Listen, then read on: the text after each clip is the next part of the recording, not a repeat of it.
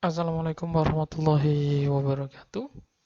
Anak-anak sekalian yang berbahagia, pada kesempatan kali ini kita akan membahas yaitu di kelas 4 tema 1 indahnya kebersamaan, di subtema 2 kebersamaan dalam keberagaman. Kali ini kita akan belajar pada PB1 pembelajaran 1. Di awal pembelajaran 1 subtema 2 di situ akan disuguhkan berupa bacaan, yaitu bekerja sama dalam keberagaman. Edo dan kelima temannya mendapatkan tugas untuk melakukan percobaan tentang bunyi.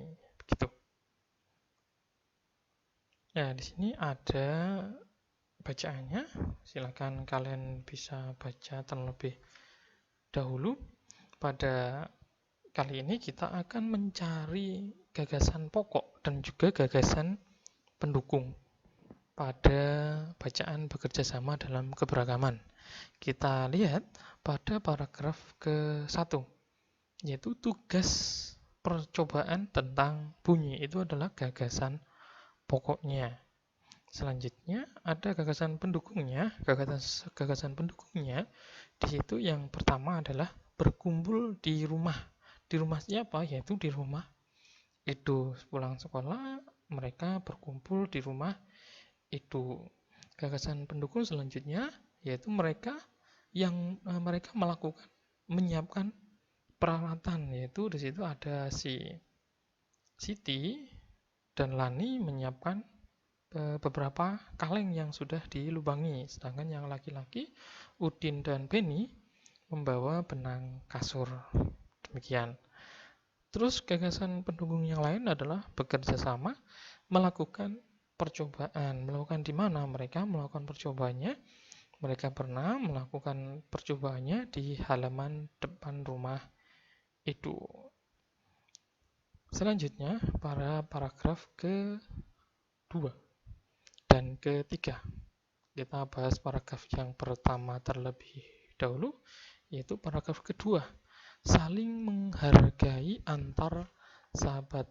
Di situ ada sahabat harus saling menghargai, yaitu diantaranya di situ ada Siti dan Udin meminta izin kepada teman-temannya karena dia harus melakukan sholat, sedangkan yang lainnya beragama non-muslim. Bahkan itu pun memberikan tempat di ruangan tersendiri untuk melakukan dijadikan tempat sholat.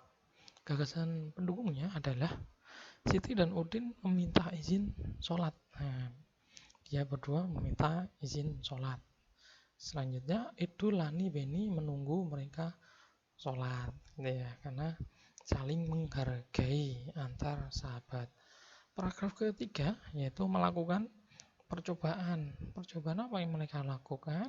Yaitu di gagasan pokoknya melakukan percobaan, gagasan pendukungnya adalah tanggung jawab dalam bekerja. Mereka semuanya bertanggung jawab dalam bekerja, tidak ada yang saling merintah, tidak ada yang duduk diam gitu. Semua ikut percobaan, semua ikut melakukan percobaan. Mereka saling bekerja sama, hidupnya mereka rukun, saling membantu tanpa membedakan agama. Itu banyak yang lainnya juga. Selanjutnya di situ ada mempraktekkan di manakah bunyi, yaitu di situ ada anak yang sedang duduk dan melakukan percobaan tentang suara atau tentang di manakah bunyi angklung tersebut. Nama percobaannya adalah percobaan sumber bunyi. Tujuan percobaan mengidentifikasi sumber dan tempat bunyi berasal. Alat dan bahannya adalah alat musik tradisional setempat, misalnya angklung. Yang lain boleh ya, boleh selain angklung juga boleh dipakai. Selanjutnya yaitu langkah kerjanya. Langkah kerjanya duduklah di kursi dan tutup mata dengan kain. Tutup mata dengan kainnya. Setelah itu mintalah teman yang memainkan alat musik tradisional angklung di sekitarmu. Kalau memang teman tidak ada, bisa kakak adik kalian ketika ada di rumah. Tunjukkan tempat yang dianggap sebagai asal bunyi. dan kalian menebaknya berapa kali kalian menebaknya. Nah, ada pertanyaan 5 pertanyaan di mana tempatnya kalian bisa menebak 4 atau 3 atau bahkan 5-5-nya kalian bisa menebaknya. Hasil percobaannya bagaimana? Dari percobaan di atas dapat disimpulkan bahwa dengan mata tertutup kita dapat mendengar bunyi dengan jelas pada jarak tertentu karena bunyi merambat melalui udara. Demikian. Begitu juga jika salah satu telinga kita ditutup dengan kapas, hanya salah satu telinga kita ditutup, maka bunyi suara masih bisa terdengar, ya, karena hanya satu.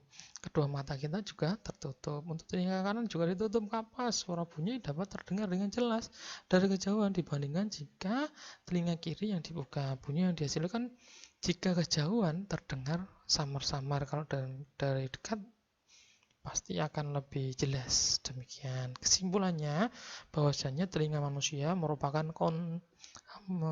detektor bunyi yang sangat peka. Umumnya manusia memiliki kemampuan mendengarkan bunyi dengan frekuensi ada gelombangnya, yaitu 20 sampai 20 ribu Hz, yaitu jumlah getaran suara per detik pada telinga. Kita lanjut pada berikutnya, yaitu bagian-bagian telinga. Di situ ada bagian-bagian telinga, ada bagian telinga luar, ada bagian telinga luar yaitu daun telinga, lubang telinga, liang telinga. Terus juga perlu kalian ketahui bahwasannya telinga luar itu bagian telinga yang terletak di luar dan kontak langsung dengan lingkungan. Fungsi utamanya yaitu untuk menangkap bunyi dari lingkungan untuk kemudian diteruskan ke telinga bagian tengah. Itu. Terus bagian-bagiannya di situ ada daun telinga yang berfungsi mengumpulkan dan menyalurkan bunyi ke liang telinga. Ya, kita lihat di sini daun telinga. Terus juga selanjutnya adalah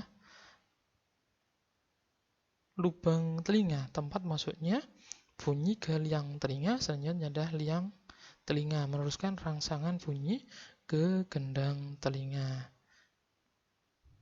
Ya, ini lubang, ini saluran telinga. Selanjutnya yaitu telinga tengah, terdiri dari gendang telinga. Ya. Fungsinya yaitu mengubah gelombang bunyi yang ditangkap telinga luar untuk menjadi getaran. Getaran tersebut kemudian dilanjutkan pada telinga dalam. Telinga tengah ini ada 3 ya, yaitu gendang telinga yang mengubah bunyi menjadi getaran. Terus ada 3 tulang, 3 tulang martil, landasan, dan sanggurdi ini. Selanjutnya beberapa tugas, yaitu 3 tulang tadi memperkuat dan menghantar getaran ke saluran telinga yang lebih dalam. Terus saluran eustasius, ada saluran eustasius di situ berfungsi untuk menghubungkan rongga mulut dengan telinga dalam yang mengatur keseimbangan tekanan udara. Ini adalah saluran eustasius. Selanjutnya adalah telinga bagian dalam. Telinga dalam ada 3 saluran setengah lingkaran. Nah, ini ada saluran setengah lingkaran. Ini lingkarannya hanya setengah gitu ya. Telinga dalam ini berfungsi sebagai pusat kendali dari indera pendengar kita, dan fungsinya yaitu untuk mengubah getaran tadi yang dari telinga tengah tadi menjadi impuls listrik dan meneruskannya melalui saraf menuju otak. Telinga dalam ini ada 3, ada beberapa struktur, 3 saluran setengah lingkaran menjaga keseimbangan tubuh, tingkap oval atau jorong untuk meneruskan getaran ke rumah siput. Rumah siput ya. Ini seperti siput.